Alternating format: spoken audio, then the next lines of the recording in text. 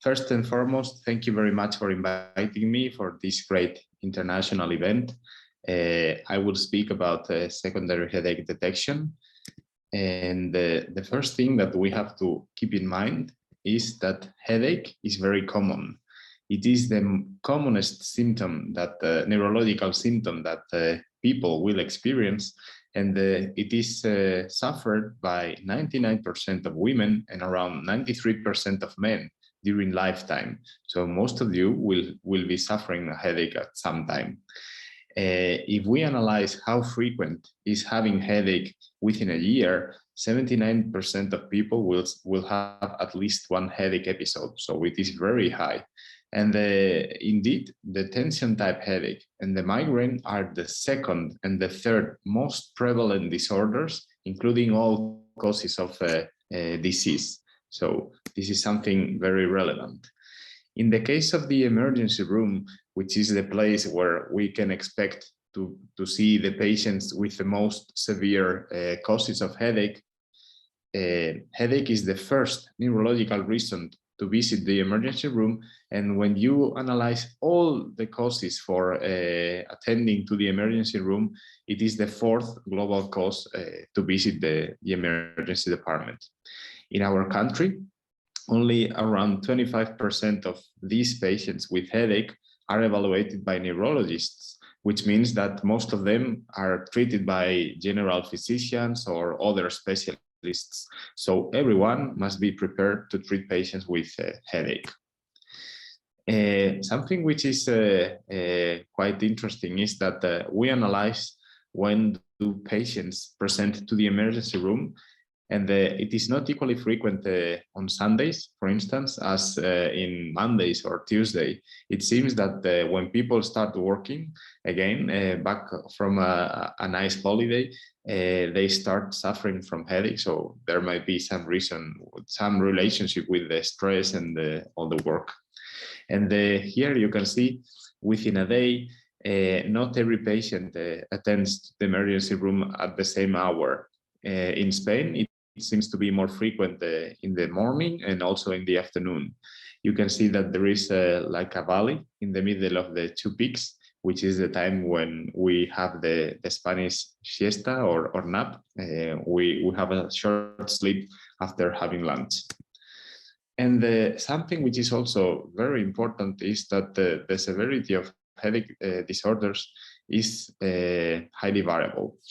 The International Classification of Headache Disorders differentiates between primary headache disorders, when there is no cause for the disease, like the migraine, tension type headache, cluster headache, and secondary headaches, when there is one cause for the headache that can be an infection, a trauma, a stroke, and many other causes.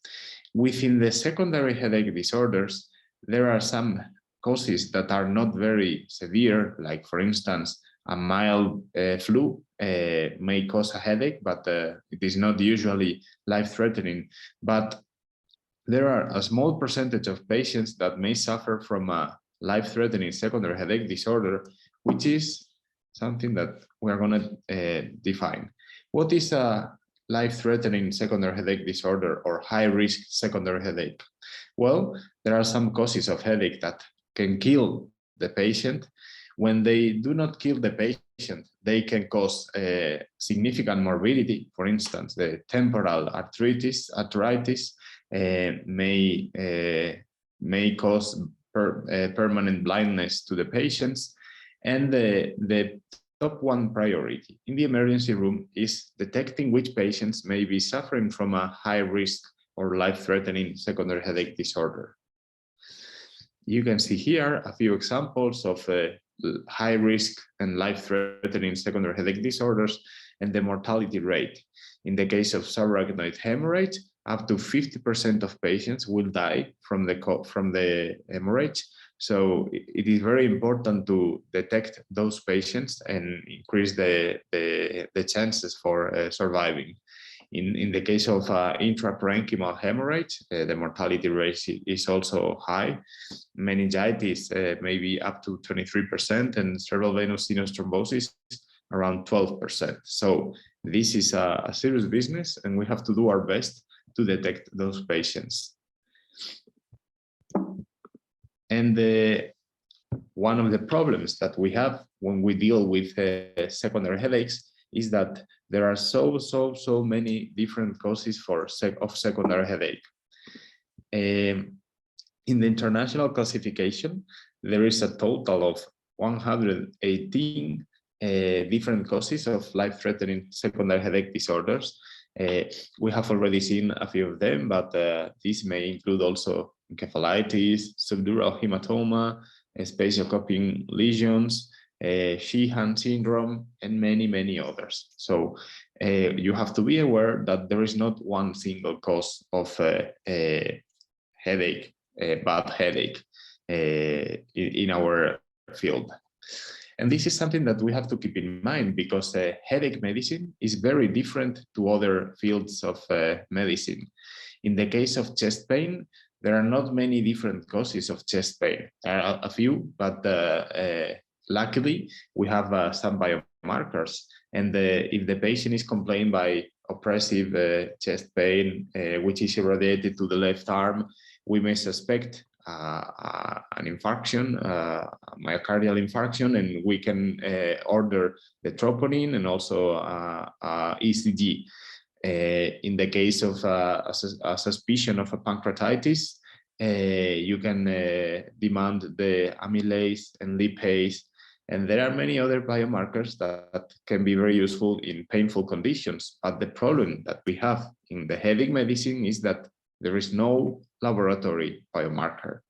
And many of you may think that, okay, that's not a problem. We have the CT and we have also the MRI, and with that we can detect the patients with a secondary headache. Well, that's only partially true, because some causes of secondary headache cannot be seen in the CT. For instance, the subarachnoid hemorrhage. If you do it a few days after the hemorrhage, the sensitivity of the CT decreases. And even in the hyperacute phase, there is still a percentage between 2 and 10% of patients that may have a false negative CT. So in the case of a tumor, if the tumor is small and there is no edema around, sometimes you may miss it with the CT, particularly if it is located in the posterior fossa.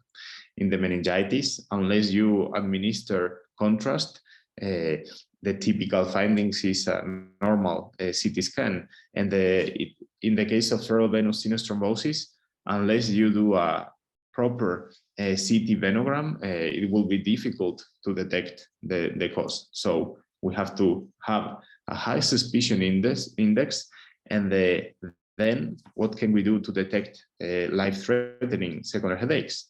Well, what we use are red flags. Red flags are elements of the prior history of the patient, elements of the anamnesis, or elements that I find in the examination that are typically associated with a higher probability of suffering from a life-threatening secondary headache disorder. There are 4 large groups of red flags, as I said: elements of the prior history of the patient, elements of the anamnesis, which include both the characteristics of the headache and some associated symptoms, and findings on the examination. Let's see practically a few examples.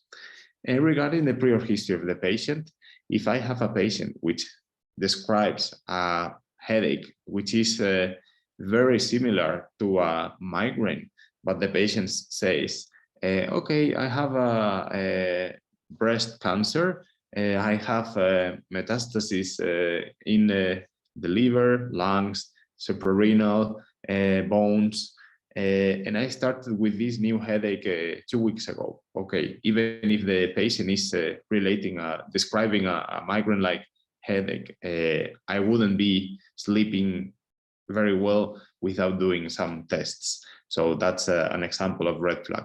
Another red flag is immunosuppression. And this is something to keep in mind, because many times the responsible for the immunosuppression are the doctors.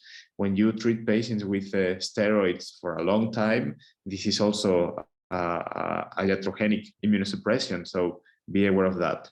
Also, patients with coagulation disorders, either because they are treated with oral anticoagulants, or those patients with hematological disorders, the use of contraceptives, and older patients also are in an increased risk of some specific causes of headache, like temporal arthritis.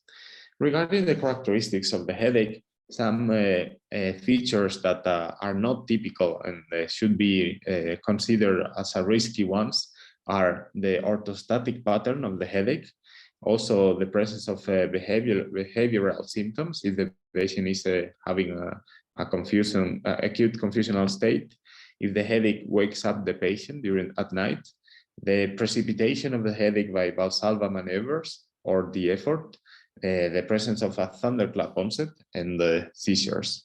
And finally, regarding the examination, any atypical finding in the examination should be considered as a high-risk headache. And this includes the presence of meningeal irritation syndrome and signs, the presence of nuchal rigidity, papilledema, a new onset red eye, or the presence of a cutaneous rash.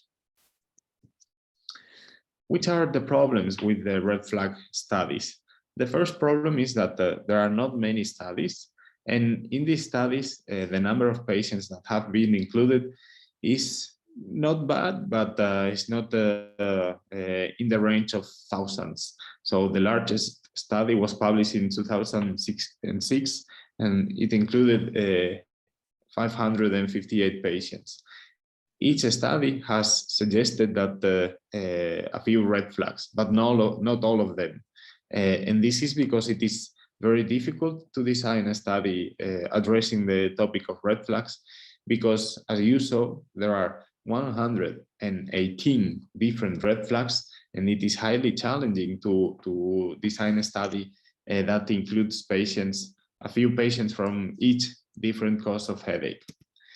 In the International Headache Society, there is a special interest group which is focused on secondary headaches, and they proposed in 2019 the SNOOP-10 list. The SNOOP-10 list, which was published in the Neurology Journal, is a summary of the main proposals, and it intends to be like a mnemotechnic rule for keeping in mind all the different red flags. Here you can see which are the red flags. There are most of the red flags that I mentioned before are listed here, except for post-traumatic onset or the onset of the headache within pregnancy or puerperium, and this is related with the hormonal status. And you can see here that when a patient starts with the headache and there are red flags, it means that we will have to do some additional examinations. And let's practice a little bit about this. We recently tried to validate this SNOOP-10 list in our hospital. So what we did is we studied 100 consecutive patients that visited the emergency room, and an evaluator, which was blind to the patient's diagnosis, did a questionnaire with all the SNOOP-10 list items, and then the patient was evaluated by a physician and was treated as per the physician criteria. And then the patient was classified according to the International Classification of Headache Disorders. And we wanted to see if we could detect patients with secondary headache disorders, in particular high-risk headache, by using the SNOOP-10. In this study, we had 100 patients.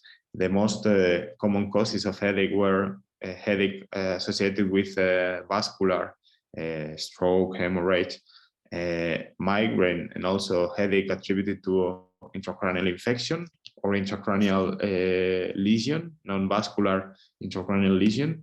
And there were a total of 65 secondary headaches, and 45 of them were high-risk secondary headache disorders. So almost half of the patients were high-risk patients.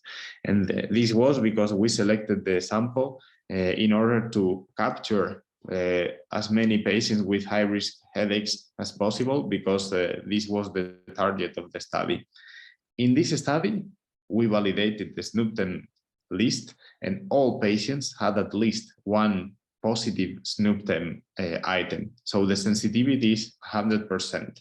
At least in our study, we had the confidence that if you have a patient with a headache and you use the SNP-10 list, you will detect the secondary cause. And now let's see a few practical cases and try to interact. I have a 37-year-old woman without any remarkable prior medical history. There is no prior history of headache, and the family does not also have any prior history of headache. And the lady describes a sudden onset headache. And here, the most important item that I want to let you know is that if you hear sudden onset headache, the rest of the story, it's not important, because this is a very relevant red flag and you would have to do some examinations. So if you have a sudden onset headache, which is the test that you have to do as soon as possible. So we have to start with a CT, probably. I mentioned before that sometimes when you suspect a subarachnoid hemorrhage, the CT may be negative, depending on when are you doing the test. If you do it very late, it may be a false negative, but sometimes even if when you do it within the first hours, it may be also negative. So if I suspect a CT, a subarachnoid hemorrhage, and the patient has a normal CT, probably the next we have to discuss whether we are sufficiently confident that this is not a subarachnoid hemorrhage. And when you have a thunderclap headache, the international classification recommends to start with a parenchymal evaluation with a CT, or if you have available an MRI, you can do that. But in the emergency setting, usually we start with the CT. If not, we go to a CSF, cerebrospinal fluid evaluation, and if not, we will see. So in this case, then the CT was normal, so we move to the CSF evaluation.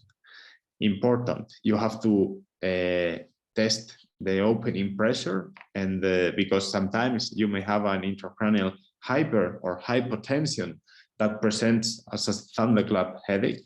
And in the case of our patients, the opening pressure was normal. The CSF composition was also normal, and we tested for xanthochromia. And another remarkable aspect is that when you are doing a CSF sample evaluation in a case of a suspected subarachnoid hemorrhage, you have to do it at least 6 hours after the headache onset to increase, if possible, to increase the sensitivity of the test. And in this case, we did that, and it was normal. So according to the international classification, the recommendation is that if the CSF pressure and composition is normal, then we have to evaluate the arterial and venous system. And we did a CT angiogram, and apparently there were no venous thrombosis, and the vessels were normal. Here, I have to admit that the CT angio was not very good, because it is very important to do it in the proper phase and to have small slices to detect small and tiny problems. And in this case, it was not a very good CT angiogram, and it was supposed to be normal. But we did a transcranial duplex, and we found that the mean velocities were increased mainly in the posterior circulation. So we ordered angiography, and we found this. This is a vasoconstriction, which is located in both posterior cerebral arteries and also in the left vertebral artery. And then we made the diagnosis of reversible cerebral constriction syndrome. Important here that to make this diagnosis, the patient may become a headache. The vasoconstriction must be reversible. So after a few weeks, you have to prove that all the imaging changes has disappeared, because otherwise it could be a primary cerebral nervous system angiitis, vasculitis. So this reversible cerebral vasoconstriction syndrome has typically a thunderclap onset. To detect it, you need to do tests that evaluate the possibility of vasoconstriction, either with an ultrasound, which is sensitive but not specific, or with a CT, MRI, or digital subtraction angiographies. The treatment is typically the use of calcium channel blockers. And this is the first case. So here, the take-home message of this case is that the main red flag is thunderclap onset of the headache. And what does it mean, sudden onset headache or thunderclap headache? It means that the headache has severe intensity. Typically, many patients say that it is the worst headache that they have experienced in their lives, that reaches the maximal intensity within the first minute. And this is very important because many patients with migraine may have a severe headache, but it does not peak within the first minute. And it must last for at least 5 minutes, because a trigeminal neuralgia is severe. It reaches the maximal intensity within the first minute, but it is not thunderclap headache. To be a thunderclap headache, it must last at least 5 minutes. And remember that there are many different causes of thunderclap headache. The most important one are the subarachnoid hemorrhage, but also reversible cerebral vasoconstriction syndrome, some infections, intracranial hypertension or hypotension, cerebral venous sinus thrombosis may have a thunderclap onset between 10 and 20% of cases, other hemorrhages. So you have to be aware that the evaluation of patients must be comprehensive. We did a study during 2.5 years, and we screened 2,132 patients that visited the emergency room because of a headache. There were 71 cases that described a thunderclap onset of the headache, and we were able to analyze 42, which means that within all the patients that visit the emergency room because of headache, approximately between 1.5 and 2% will do that because of thunderclap headache. So it is not that rare. You have to be ready to evaluate patients with thunderclap headache. In our setting, more than a third of patients had a secondary cause for the headache. The most frequent one was subarachnoid hemorrhage, but there was a quite varied representation, including other hemorrhages, bleedings, one case of low CSF pressure. So you see that it is not always a subarachnoid hemorrhage or a reversible cerebral vasoconstriction syndrome. And the one important thing that we realized in our setting is that the workup of these patients was incomplete very frequently. It means that if you do a CT and the CT is normal, you have to do a CSF evaluation. And in our case, some patients never had a CSF evaluation. In some patients, they did both CT and the lumbar puncture, but there was no vascular imaging. And when all this is normal, then you have to consider the MRI. This was not done by many cases. So as I said before, if you have a patient with a thunderclap headache, you have to start with the parenchymal evaluation. Then you have to test the CSF opening pressure and composition.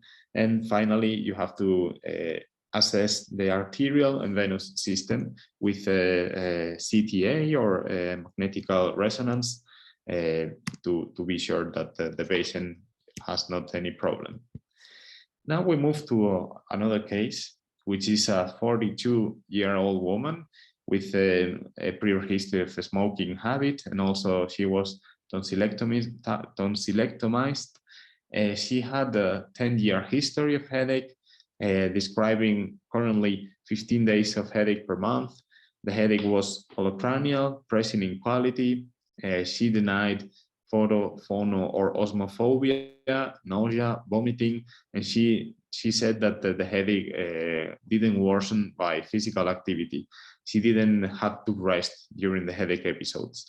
Here, the key aspect of the anamnesis was that the headache was precipitated by a cough, also when she went to the toilet, and sometimes when she did some effort, like in the kitchen. So in this case, do you think that we have to do some tests? In theory, when the headache is precipitated by Valsalva, it means that you have to rule out a secondary cause. We started with a CT, and the CT was normal.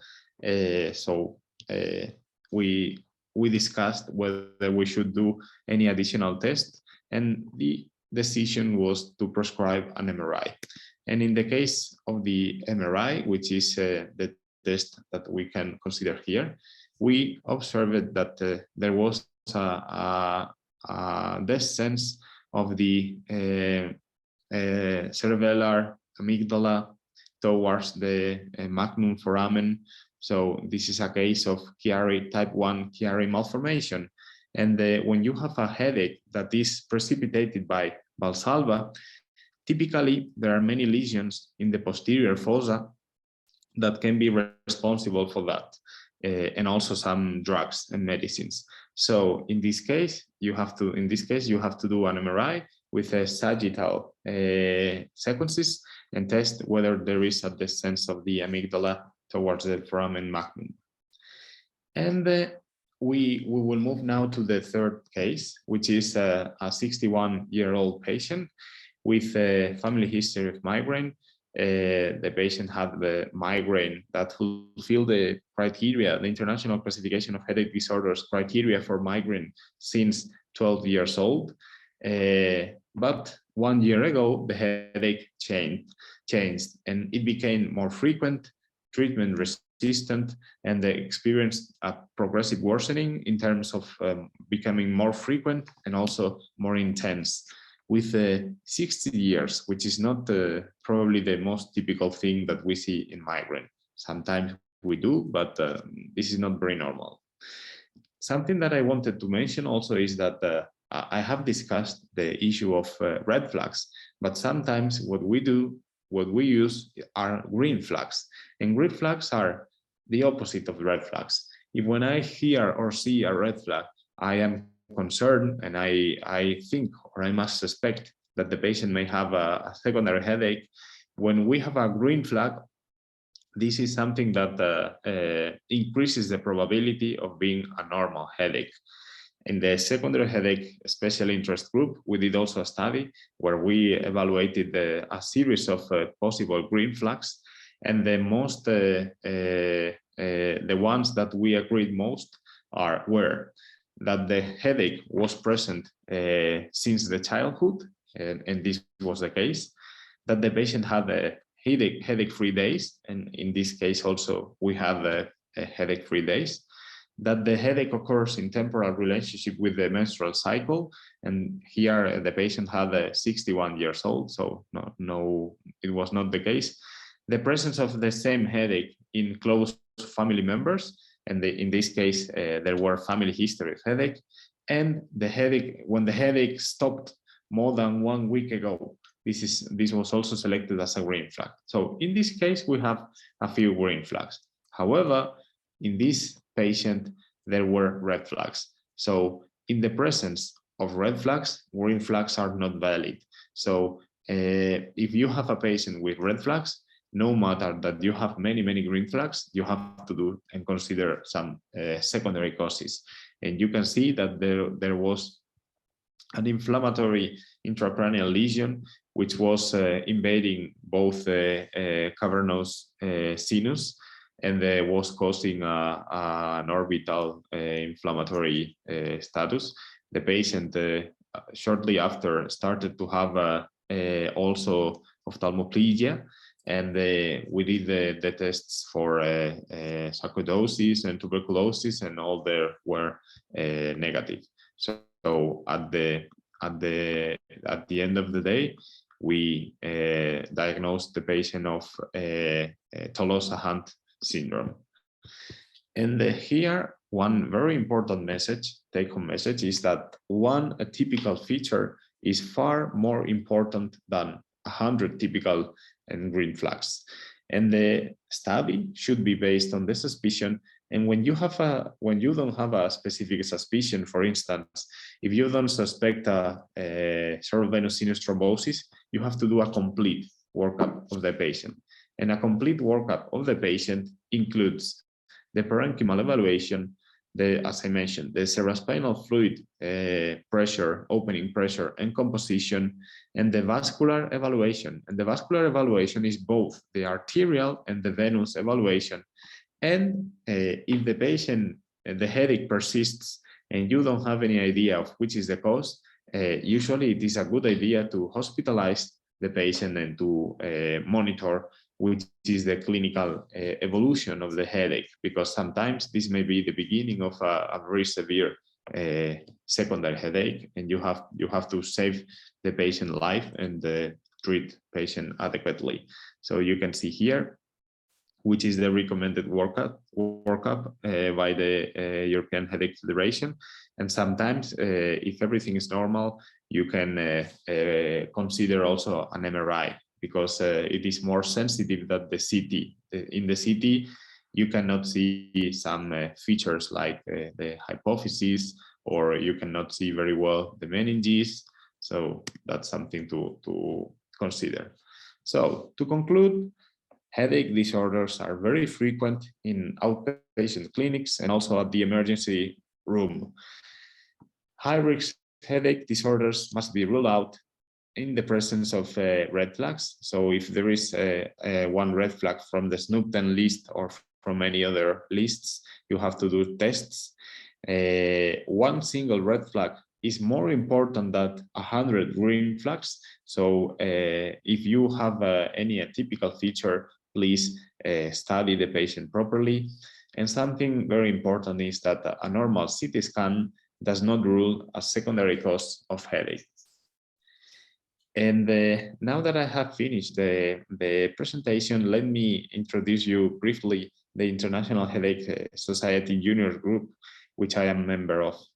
We are a group of junior neurologists that are selected by an election, which takes place every 2 years. The next one will be within a year. And the objectives of the junior group are to promote and to defend the junior and the trainees' interests in the personal development, in the participation also in the International Headache Society. And the main activities that the junior groups is doing are, we have a virtual mentoring program. So if you're living in a place where there is no headache experts, or you live in a city and there is no other headache expert, sometimes through the International Headache Society, you can be in contact with some famous professor that can help you to develop your career or to clarify some difficult cases. There is also a series of scholarships where you can visit a headache center. This sometimes is in relationship with the International Headache Congress, but sometimes you can visit another country funded by the International Headache Society out of the Congress. There are also tournaments and prizes for the best presentations and posters at the conference, and this is something that you can also participate. If you want to attend the conference and you don't have funding, you can have a travel grant. And there is also a meeting of all the junior members during the conferences, where we have events for interacting and going out to have a beer with your colleagues, including a football match.